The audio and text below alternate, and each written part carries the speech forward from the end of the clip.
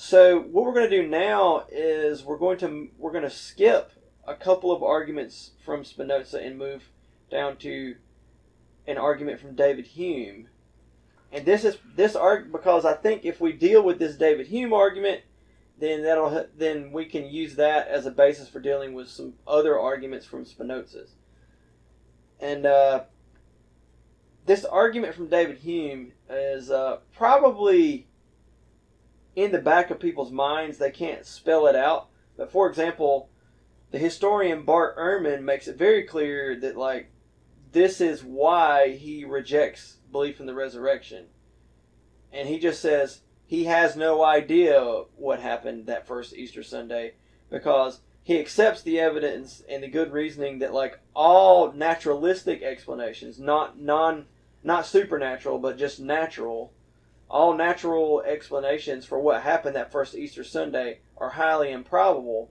But he says that the resurrection is a miracle, and a miracle is even more improbable. So we just don't know what happened. And I think, according to him, and what I've heard from some Christian historians, that's the general view. If you're not a Christian historian, I mean, obviously, if you're a Christian, you believe in the resurrection. But if you're not a Christian historian, they tend to prefer to call themselves critical scholars. Okay, which offends the Christian historians, because critical just means that you make judgments. But that's what they call themselves. They call themselves critical scholars. And lumped into that category when it comes to the resurrection, you would have Jewish historians, because they don't believe in the resurrection. You would have liberal Christian historians who think the resurrection is just a metaphor and it didn't actually happen. And you would have atheists like Bart Ehrman describes himself as an agnostic. He doesn't believe in God. Now, the funny thing about Bart is he says, no, this isn't Hume's argument against miracles. But that's, exactly what it is. So anyway, David Hume says, like this. He says, if I can just sum it up and kind of move forward, David Hume's argument says that, exactly what we're talking about. His point is that throughout all of human history, nothing has ever happened, as far as humans have observed, that violated the laws of nature. Again, he's going to use that violation language. And therefore, the improbability of a miracle will greatly outweigh the improbability of anything else. It doesn't matter what your evidence is, it cannot outweigh the improbability of a miracle. Now, one of the problems with David Hume's argument is that there's a couple of problems with it. One of the problems is that, how do you know, like the Mega Millions jackpot's getting up pretty high. They have a drawing every Friday. You can go out and buy a ticket, and then you're gonna watch the drawing. I think it's every Friday. It used to be, and they have the lady with the ping pong balls, and they tell you what the numbers are. The odds that the number that came up is precisely the number that came up is pretty low. Because I don't know how many different combinations there are. I think it's like 27 billion. It's somewhere up there. So the number that comes up, whatever it happens to be this Friday, there's a 1 in 27 billion chance that would be the number. Okay. So it's incredibly unlikely that that's the number. It's probably some other number, right? But a better understanding of probability requires us to ask, well, what are the odds that the number would be another number, and the evidence that we have that it is that number would be different from what it is. So, what are the odds that the news would report that particular number if the number happened to be another number? And it's most likely that they would report the number that they reported. Okay, a further problem with this is the question of God. yeah, a miracle is naturally impossible, but David Hume is only considering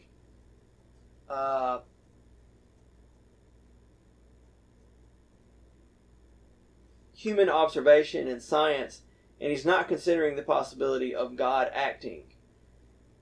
He's just saying, in other words, like, I think we would all agree that, like, without the action of God, you should reject the belief that someone came back from the dead, because that seems naturally impossible. Okay, he would say a violation of the laws of nature. We would say naturally impossible.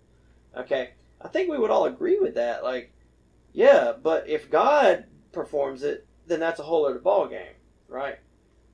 God could do it. There's no natural way to do it, but like God could do it. And we don't know that there's no natural way to do it. We'll get to that argument in a minute. But that's an argument Spinoza made, that like maybe there's some unknown natural factor. We'll get to that in a minute. But what I would like to do, I think it's helpful for us to do, the opposite of a straw man and what's called a steel man. And like what I'd like to do at this point is see if we can take, since Hume's argument really has a problem, because the resurrection is God. The idea of the resurrection in the Bible is God raised Jesus from the dead, not that Jesus rose naturally from the dead. So Hume seems to miss that. So like, the point that we need to make at this point, well, before I move forward, let me just say, the key, I mean, maybe I'm misunderstanding this, but like the point is, the evidence that we have, if Jesus did not rise from the dead, what are the odds that we would have the evidence that we have? And so in that case, what you need to do is consider the probability of the other explanations. They could be sufficiently low. Okay. But anyway, let's move forward. Let's take Hume's argument and let's try to strengthen it. And so, since Hume was an atheist, David Hume was a Scottish atheist. Let's modify his argument. Since he fails to consider God's existence and God's action, let's modify his argument, and like Spinoza, maybe, let's put God into the equation. But not Spinoza's God. Let's use a better argument, because I think we have good arguments from theology that miracles would be rare. And the issue is, we can prove God's existence. We can prove a good God's existence, a God that loves us, a God that wants us to exist in this world. And I won't go into those arguments in this video, because that's covered in earlier videos in the series. But the point is, if God constantly performed miracles, then there would be no regularity to how the world works, or what in science is called uniformity. In science, uniformity is just assumed. They can't prove it. And that's an argument that Hume made. It's like, how can you prove uniformity? How do you know that, like, somewhere in the universe that something works a little differently? Just because you observe that every time we've observed, the universe works according to this scientific law. But what if, one day, a million years from now, it doesn't? And because, all scientific laws are just based on observations. But there's this real problem, like let's say you went to McDonald's tomorrow and the McDonald's just turned into a Tyrannosaurus Rex. And, there was no regularity to how the world works. Like, natural laws, essentially physical laws of physics, describe regularities to how the world works. If in the example of the resurrection, dead people who've been in the grave for 36 hours stay dead. Or an alternative explanation for that Easter Sunday is, Jesus somehow survived all the damage to his body. That's naturally impossible too. Like that would essentially be a miracle, just like raising him from death. Because bodies that have that much damage die. So my point is, it would be a problem. Like, if you went to bed tonight and the bed, instead of being soft and comfortable, was like knives and cut you, And if there was no regularity to things, to how the world works, then it would be what in philosophy is called an existential problem. There would be no way for you to exist in the world if there wasn't a degree of predictability to how things work. If you went to crank your car and, through a miracle or magic it just wouldn't crank today, then why bother even fixing the car? Because if miracles and magic like that happen all the time, then there's no way for you to know what's going on in life. There's no way for you to live. You can't exist. You can't make choices and think about consequences and have plans and try to do anything. So it'd be an existential problem. So since God is a good God and an all-powerful and all-knowing God, God wouldn't allow that to happen. So we have a good theistic argument that miracles would be rare. Now, we don't know how rare. God could perform a miracle every day and it would still be rare. So they would be rare, but we don't know how rare. And then you could get into a question of okay, the alternatives to what happened on that first Easter Sunday, are their probabilities lower than the probability of the resurrection? Well, it's hard to say, because when we come to the study of history, we don't have a way to assign very, very specific probabilities. We can just say unlikely, very unlikely, 50-50, likely, very likely. That's kind of all you can do. So 1% or something, 25%, 50-50, 75, and 99, or something. You can't really, it's very difficult to get super specific. And so what I'm here to tell you is that we can actually, in the case of the resurrection, not every miracle claim, but in the case of the resurrection, we can raise the probability up to 50-50. We have good reasons. So the issue with this argument, we have a good theistic argument that God's normal way of acting in the universe, even if God provides for you in your life, it's miraculously somehow, the normal way God would do that would be through what's called divine providence and not a supernatural miracle. Because since God created the universe, He planned from the beginning that you would be in the situation that you were in, and then it turned out there was something there all along that helped you with that situation. That would be what's called secondary causation, that God caused this, and He knew that would lead to that, and that would lead to that, that would lead to that, that would lead to that. And since God is the creator of the universe and an all-knowing being, could plan all that out. That was what's called secondary causation. That God could cause something to happen in your life that's beneficial for you, but He could have planned it from the beginning of time. Primary causation would be God actually superseding or entering new matter and energy into the world, like with Jonah and the whale or something like that.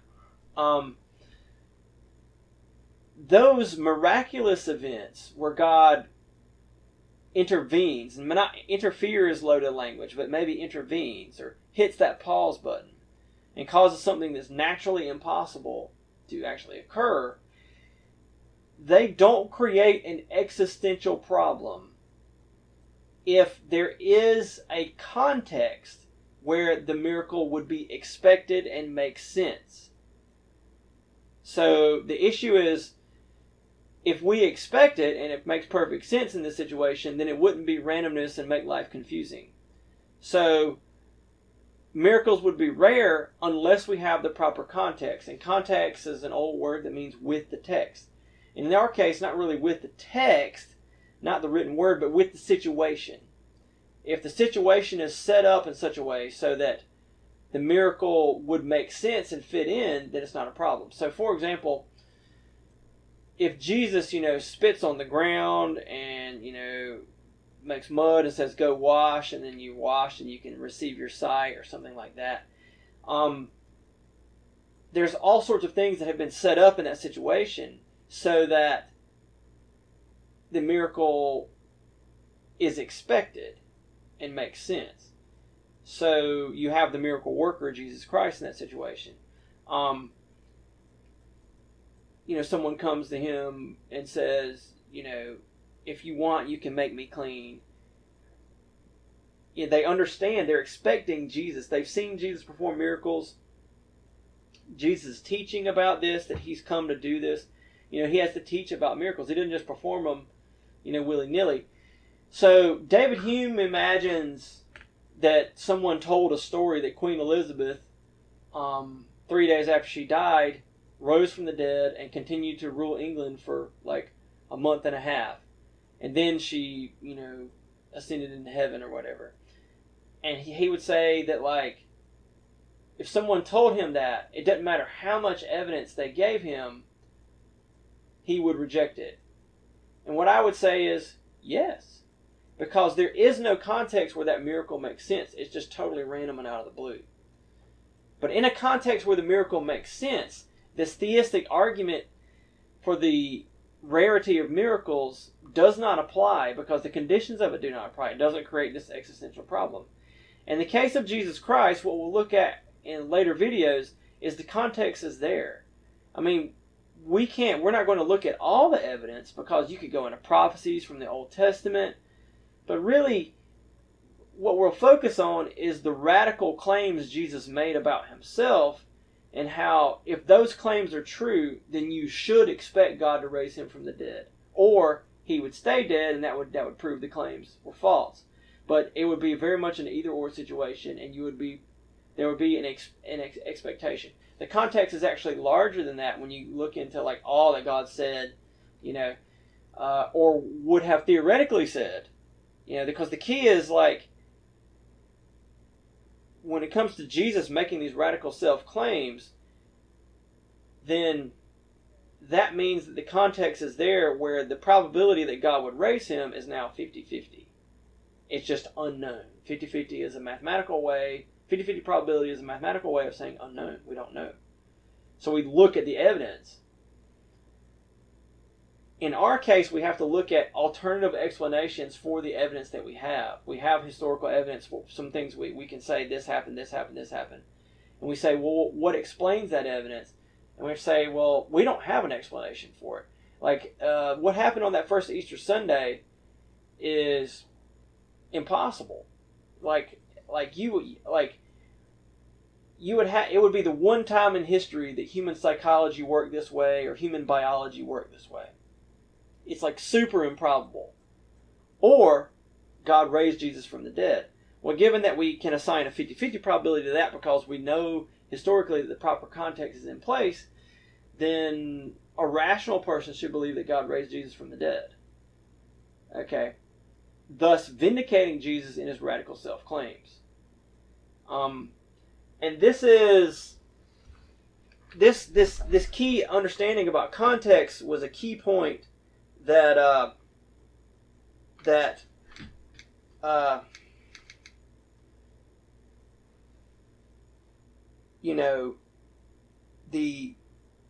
Christians of the 1700s made in response to these atheists, and we'll look at that. Well, I'm not atheists. David Hume's an atheist, and then we have a lot of deists who liked what he had to say, but they weren't atheists. Okay, so it makes it so complicated. But like we'll get into that later because Spinoza was the first to make a argument, the God of the Gaps argument, that's going to be familiar to us. But basically, in most cases, if the proper context is there, then well, all right.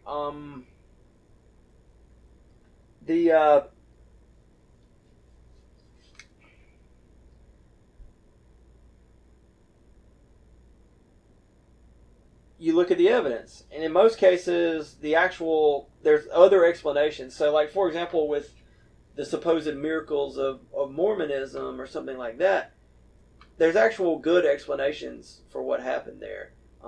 Like there's supposedly angels that came and spoke to them, and they have witnesses, and there's like golden plates, that disappeared and vanished, and they saw them. But in their case, like a lot of them claim that they saw it in their mind; they didn't see it physically. And then, I mean, when we look at the evidence for the resurrection, it's none of these guys went to their deaths for like the apostles did, for what they said, and over half of them left the church a few years later, left the Mormon church a few years later. So I mean, that's just an example of how, okay, they had a context, but like the evidence was just poor. Okay, and I think in reality, most people approach these type of situations this way. Okay, now before we move forward to Spinoza's other arguments, I just want to make a point that like we have to, because we have a good argument in the Kalam cosmological argument, we know that God created the world, and so therefore everything you see is actually brought into being from non-being. You know, created out of nothing is one way of putting it, but like